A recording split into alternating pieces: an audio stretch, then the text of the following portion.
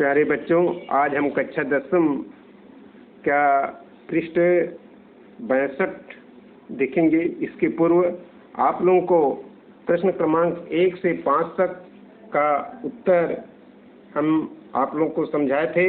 आज हम प्रश्न 6वां में चलते हैं।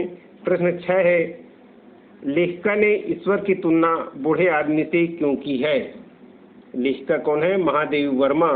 ये महादेवी वर्मा ने ईश्वर की तुलना बूढ़े आदमी से क्यों की? इसका उत्तर है, लेखिका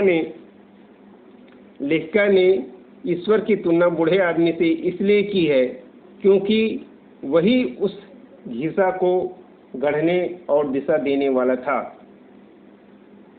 वही उस घिसा को गढ़ने और दिशा देने वाला था, इसलिए ईश्वर की तुलना बूढ़े आदमी से की है। प्रश्न 7वां देखिए। प्रश्न 7 है, महादेवी वर्मा अक्सर अपनी छुट्टियां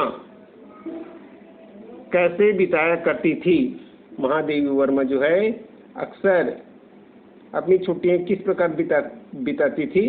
ये उसका उत्तर होगा, महादेवी वर्मा गंगा के तट पर बने खंडहर नुमा, गंगा के किनारे तट पर बने हुए खंडहर नुमा किला है, उसके अवलोकन में अपना समय व्यतीत करती थी। उसका अवलोकन करती थी। किसका अवलोकन करती थी?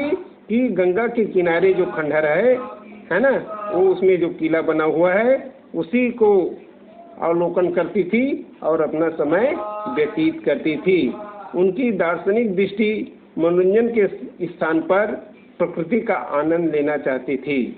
दार्शनिक जो उनकी दृष्टि है वो मनोरंजन तो होना ही है, जैसे हम लोग भी कोई मनोरंजन करते हैं, लेकिन उसके साथ साथ प्रकृति का भी आनंद लेना चाहती थी। प्रश्न 8वां है, भक्तिन कौन थी। महादेवी वर्मा को ऐसा क्यों लगता था कि वो भक्ति अपने आप को उनकी अभिभाविका मानने लगी थी। तो भक्तिन कौन थी? भक्तिन जो है महादेवी जी की सेविका थी। क्या थी? सेविका थी, है ना।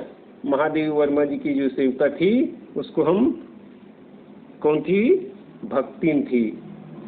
वह महादेवी के सामने सामानों की रक्षा, महादेवी वर्मा की जो सामान है उसकी रक्षा, उसकी रख रखाव ऐसे करती थी मानो वही उनकी अभिभाविका हो।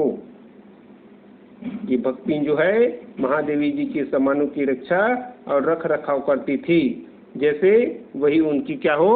अभिभाविका हो।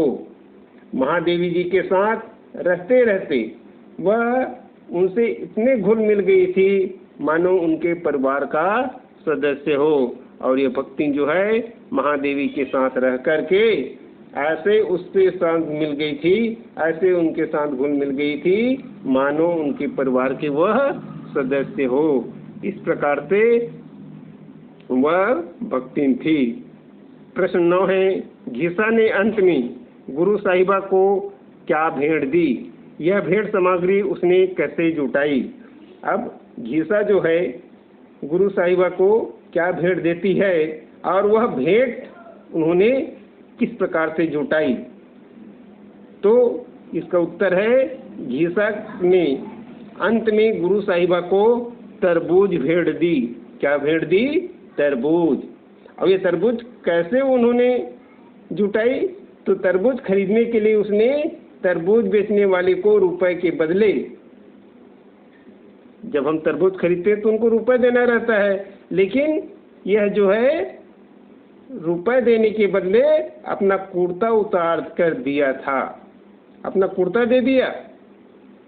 उनके पास पैसा था नहीं, तरबूज खरीदना था भेंट देने के लिए, तो उन्होंने अपना कुर्ता उतार कर दे दिया क्योंकि उसके पास क्या नहीं थे?